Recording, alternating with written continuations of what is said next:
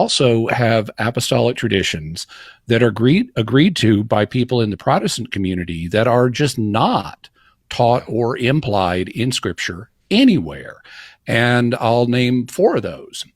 The first one is the fact that there are not going to be any new apostles. This is something that is not taught anywhere in Scripture. Now, sometimes people get confused about this because they confuse being an apostle with being one of the 12 who were eyewitnesses of the ministry of Jesus. But you didn't have to be a member of the 12 to be an apostle. Paul and Barnabas are both described as apostles by Luke, but they were not members of the 12.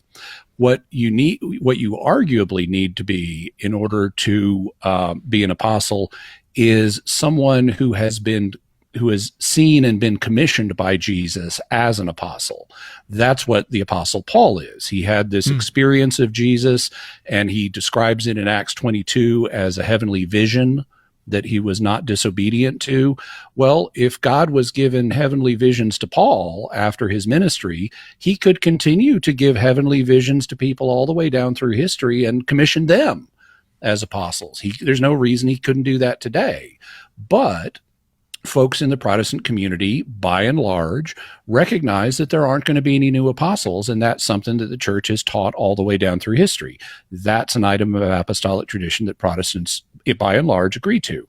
Also, related to that, Protestants, by and large, agree that the period of public revelation that's binding on all Christians ended at the end of the apostolic age. It's commonly said with the death of the last apostle, but at the end of the apostolic age. That also is not taught anywhere or implied anywhere in Scripture, but it's an item of apostolic tradition that our Protestant friends agree to. Then, as a consequence of that, there's the fact that there are no new Scriptures to be written after the apostolic age. That's also not taught anywhere in Scripture. It's another item of apostolic tradition that our Protestant friends agree with. And then if you are a majority, if you're with the majority in the Protestant community, you would also say another apostolic tradition is that the New Testament contains these 27 books. And the apostles presented these books as Scripture to the early Christian community.